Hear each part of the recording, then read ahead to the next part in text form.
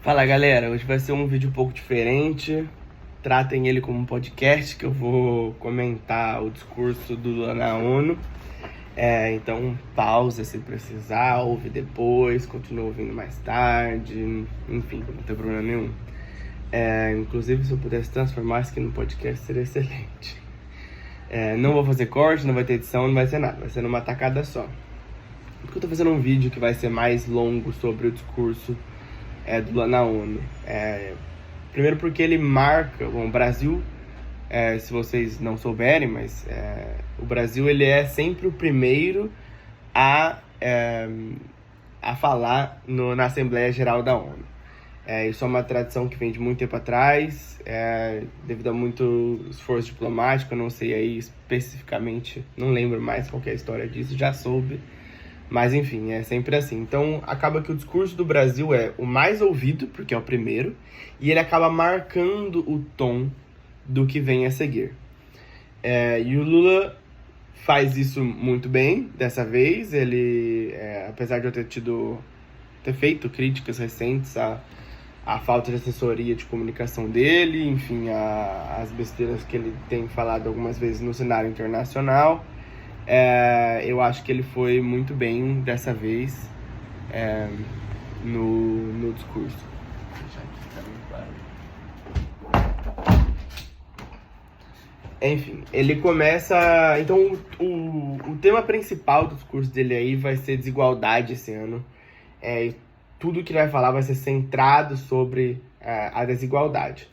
Então ele vai abrir o discurso falando sobre Marrocos e o Rio Grande do Sul, então tudo que aconteceu, né, as mudanças climáticas. Ele vai juntar isso com os desastres no Marrocos, no Rio Grande do Sul, e como os desastres climáticos têm sido cada vez mais frequentes e causado cada vez mais morte e sofrimento, sobretudo nos países mais pobres.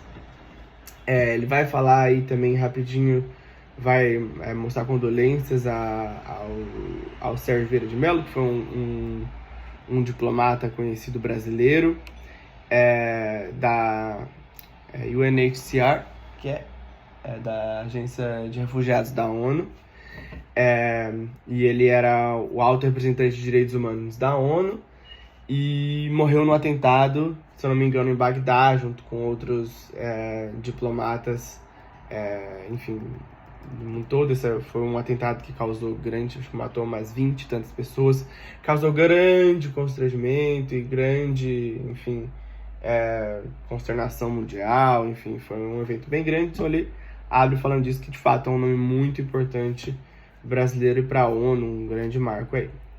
Ele fala também, ainda na abertura da esperança inabalável dele por um mundo melhor, e como isso, né, não mudou nesses 20 anos aí, desde a primeira vez que ele falou na ONU. Aí ele muda um pouco a pauta e começa a falar de Brasil. Como que ele está de volta graças à democracia brasileira, que, enfim, a democracia venceu e precisa estar de volta. Então, pauta aí que o Brasil é democrático, está de volta ao cenário internacional, está de volta ao multilateralismo, está de volta ao regionalismo, para diálogo, que é algo que marca bastante uma diferença com o discurso anterior do governo Bolsonaro, que era tipo assim: não vamos falar com um monte de gente, um isolacionismo regional muito grande, e uma pauta muito mais voltada para, enfim, temas conservadores e tal, e intra-brasileiros, falando pouco com a comunidade internacional. Ele fala sobre o Brasil que ele vê no futuro, com generosidade, sustentabilidade, igualdade, etc. E daí ele volta ao cenário internacional. Ele vai elencar aí as dificuldades internacionais, então, tipo, só um panorama. Ele abre falando de guerra, de racismo, de xenofobia, de desigualdade. E com todas as dificuldades, ele alerta para um possível fracasso da agenda da ONU de 2030 se algo não for feito. Ele fala: olha, dá para combater esses problemas com vontade política, mas falta vontade política.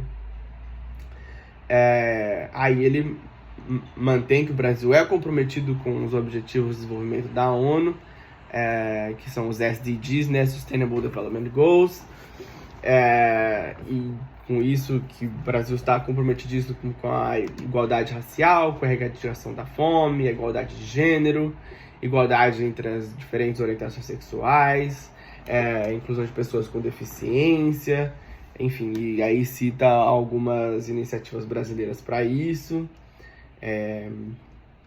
Ele cita algo que é muito importante, que é no tema da sustentabilidade, desenvolvimento, ele menciona o princípio das responsabilidades comuns, porém diferenciadas. O que é isso?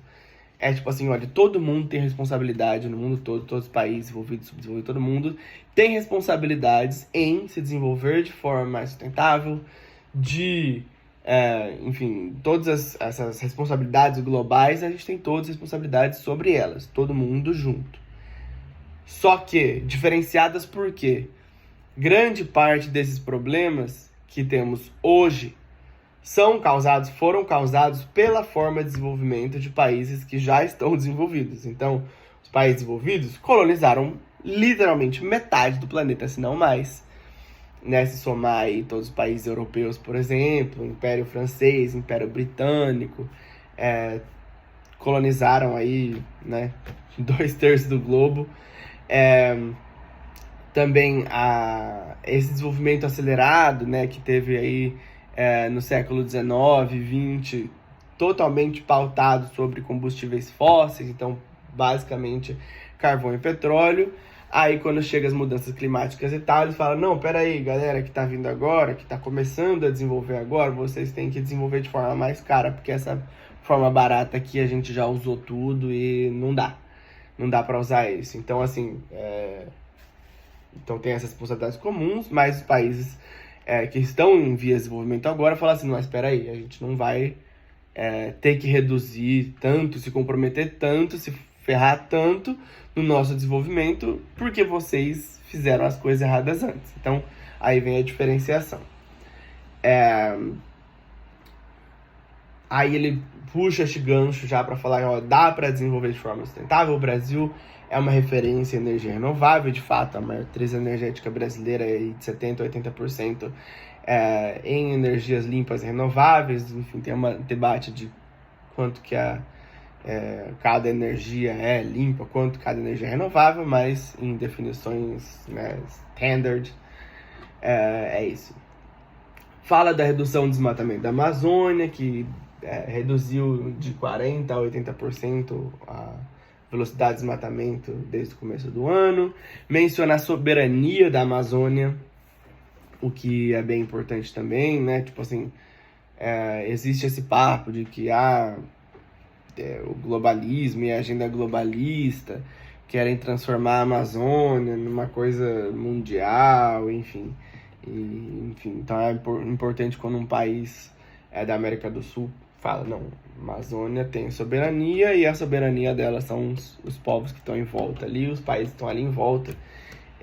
Então ele menciona a cúpula recente aí do Belém, que foi em Belém, que juntando os países todos que fazem parte da Amazônia, da floresta amazônica, enfim, discutem ali a cooperação e tal, e como é que eles vão fazer em relação à Amazônia. Então ele discute bastante isso, porque é um tema importante. O mundo tem muitos olhos voltados para a floresta amazônica. Ele critica o sistema financeiro, isso eu achei muito interessante, porque ele faz uma crítica ao FMI e ao Banco Mundial quanto às representações que acabam gerando diferenças na forma de disbursement, de dar o dinheiro, a forma de despender o dinheiro do Banco Mundial e do FMI, que é porque a ONU, cada país tem um voto igual, independente se o país tiver 10 pessoas ou 1 bilhão, é o mesmo voto, um país, um voto. No Banco Mundial e no FMI é por tipo compra de parcelas. Então, por exemplo, é como se fosse acionista de uma empresa. Eu pago 20% do orçamento do Banco Mundial, por exemplo. Então, eu tenho 20% dos votos. Mais ou menos isso. E que isso tem, né, trazido aí uma desigualdade de representação, porque os países mais pobres acabam ficando de fora das decisões e se ferrando mais em relação, por exemplo, ele fala aí da linha de crédito, que foi, sei lá, 5 vezes maiores do FMI para países europeus do que para países africanos. Então, mais ou menos, ele faz essa crítica aí em relação à representação, e como não tem muito como mudar o sistema financeiro que precisa ser mudado mundialmente, que colapsa a cada 5 anos, e que não tem como fazer isso sem representação. Aí ele lança a braba, falando que as instituições não estão agindo globalmente, tá em esse impasse aí gigante, nada está sendo resolvido em relação, tipo assim, precisa ter reformas das instituições globais, precisa ter uma reforma do status quo, porque as coisas mudaram e as instituições não estão seguindo de acordo. E daí ele fala, nesse impasse aí a gente criou o BRICS, e o BRICS tá fazendo no canto dele, porque as outras instituições globais não estão agindo. A gente está promovendo aqui, então, nossa cooperação lateral de países desenvolvidos com países desenvolvidos, porque claramente a gente não tem voz nas instituições maiores. Então, basicamente, esse presta atenção aí que ele dá. Ele vai criticar a desregulação do mercado e do mercado financeiro, que acaba criando mais desempregado e mais desigualdade. Ele critica em relação a isso o legado do neoliberalismo, que nos anos 90 era tipo a palavra da vez, tem que desregular tudo, tem que ser livre comércio e tudo mais, e tudo é livre, e daí isso acabou que ferrou muitos países que estavam em vias de desenvolvimento, porque claro que os países menores, países sem indústria, não tinham como competir com países desenvolvidos já industrializados, então acabava exportando, e acontece isso até hoje muito, acaba exportando trigo e importando carro. Então, tipo assim, você tem que vender 1 trilhão, produzir trigo para 20 gerações para conseguir comprar 10 carros. Então ele critica bastante esse legado do neoliberalismo, que só fez criar mais desigualdade antes de falir e perceber, todos os economistas do mundo falassem assim, não, o neoliberalismo não realmente funciona em via de desenvolvimento, deu errado. Aí, tanto que até o Banco Mundial, hoje em dia, não propaga mais neoliberalismo, que isso que era, antes o que o pessoal falava, o conceito de Washington e tal, que as instituições, o FMI, o Banco Mundial, estavam aí para encabeçar o neoliberalismo. Isso não acontece mais, inclusive o Banco Mundial, as maiores operações dele hoje são em proteção social, são em tentativas de redistribuição de renda e tal. Então, assim, mudou-se o discurso econômico mundial, em relação ao neoliberalismo, até porque você percebe que se você não tem uma base que consiga consumir, que consiga sobreviver, que consiga comprar, as sociedades colapsam, tanto porque elas não têm como consumir o que é produzido, então não tem que comprar, e você não tem que comprar o que produz, fale tudo. Tanto quanto todos os outros problemas que se decorrem da pobreza. E você tem, violência, você tem problemas de saúde imensos, e o país vai colapsando. Então, isso morre. Aí ele critica, ele diz, agora dá luz a uma extrema-direita, desnorteada, nacionalista e autoritária, sem ser neoliberal, mas com um discurso, não, liberal e tal, mas se você ver a política econômica, assim, por exemplo, do Trump, ou do Bolsonaro, por exemplo, não é uma política neoliberal, nem chega a ser isso, alguma política só nacionalista e pautada em ideologia. Então, por exemplo, o que é muito doido, porque eles vêm falando, porque as ideologia de esquerda, ideologia de gênero, ideologia que lá, e quando você vai ver a política externa deles, tem muito mais ideologia que qualquer outra. Por exemplo, se fechar ali e falar, não, eu só vou fazer negócio com países que também têm um governo nesse momento que são de direita, extrema-direita, enfim, grande exaltação dos Estados Unidos que nem existe mais, enfim. Então ele dá a crítica a isso, essa extrema-direita que vem aí assolando a democracia e tudo mais, no globo todo.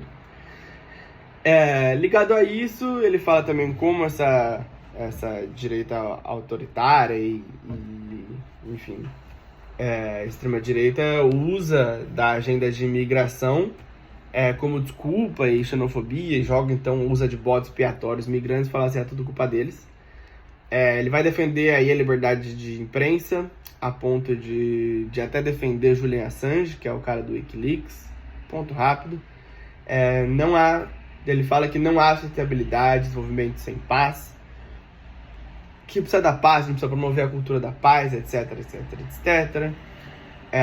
Então que os países precisam de paz, vai voltar daqui a pouco. Aí no meio ele joga alguns conflitos que existem agora no mundo e das instabilidades. Então ele defende a criação e sustentabilidade por exemplo, do Estado palestino, cita conflitos na África, instabilidade nas democracias da América Latina, ele cita a guerra da Ucrânia, e ele fala, gente, o diálogo é necessário, e existe hoje em dia esse discurso de que precisa de paz e tal, que os países europeus, o pessoal falando, não, a gente precisa de paz, enfim.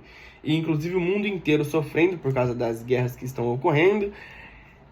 E só que aí ele dá um presta atenção, ele fala, essas guerras todas estão sendo financiadas por quem fala de paz. Tipo assim, Estados Unidos e União Europeia, enfim, os países envolvidos, eles têm o gasto mundial com armas tem sido 28 vezes maior do que o gasto, com a ONU no geral, com ambientes de discussão e paz e negociação. Então ele fala, gente, não adianta só falar de paz, precisa criar espaço de diálogo para essa paz ocorrer, porque, enfim, não tem como a gente ter paz sem esse diálogo. E vocês falam de paz, só que vocês gastam 28 vezes mais em arma. Então, tipo assim, existe uma dissonância entre discurso e ação muito grande.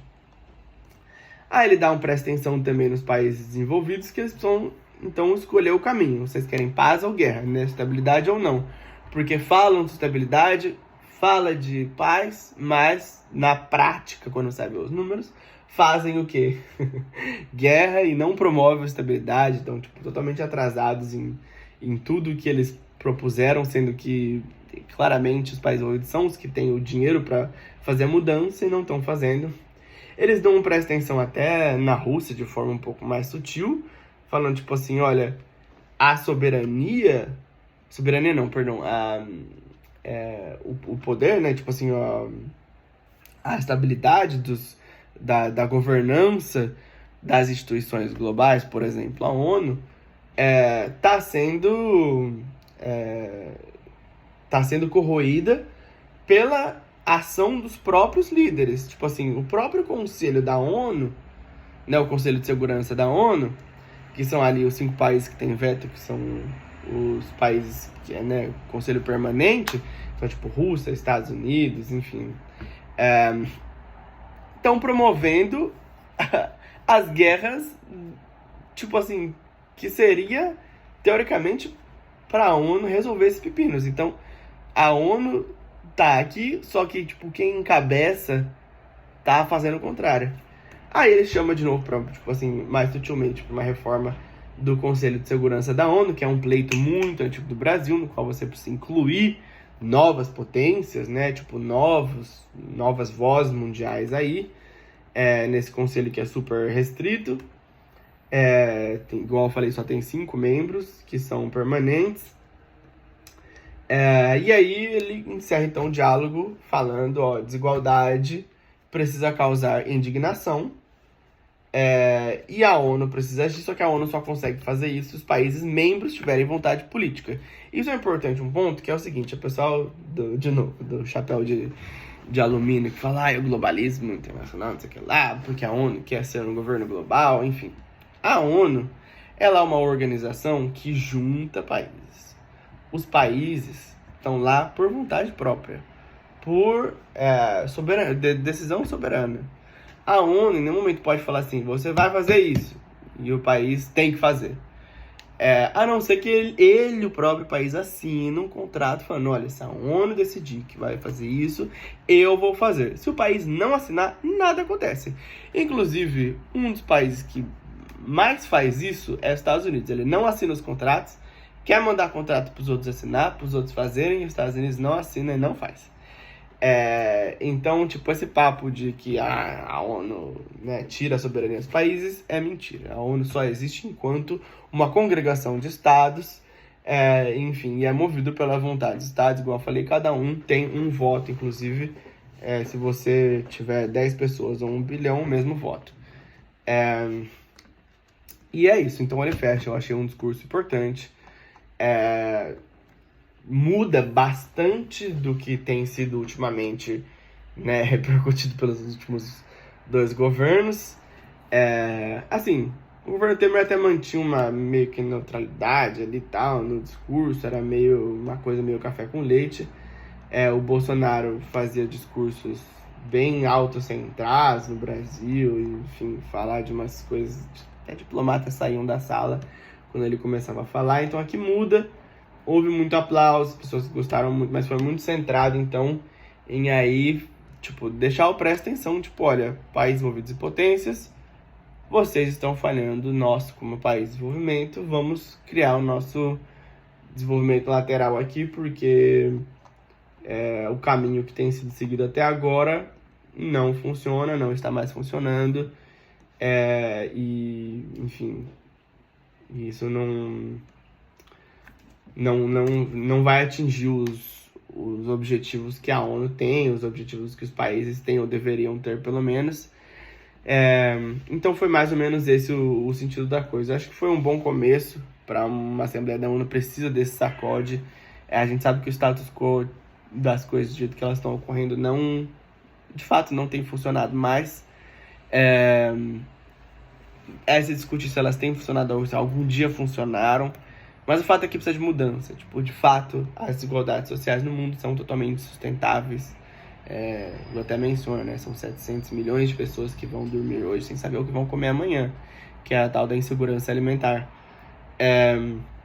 Mudanças climáticas, você pode tentar negar, mas é algo totalmente comprovado cientificamente, que as mudanças climáticas têm repercutido cada vez mais. Quem sofre mais com as mudanças climáticas são sempre os povos mais pobres, e os países mais pobres, que não vão ter dinheiro aí para, por exemplo, investir em resiliência, né? Resiliência climática, a gente fala tipo adaptação, que é tipo assim, as mudanças climáticas estão acontecendo, a gente pode adaptar a nossa forma de viver né, mudando as estruturas e tal.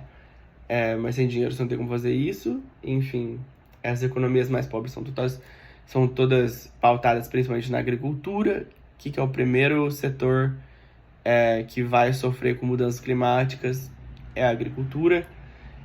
Quando tem crises energéticas ou qualquer tipo de crise, tipo Covid, qualquer coisa assim, no mundo, os países mais ricos conseguem ter dinheiro para absorver todos os recursos para se manterem mais ou menos estáveis, e os países, enfim, mais pobres sofrem com tudo o que resta, né? Enfim, então é isso mais ou menos aí, uma análise e um resumo para vocês. Vamos ver se eu consigo voltar aqui mais frequentemente.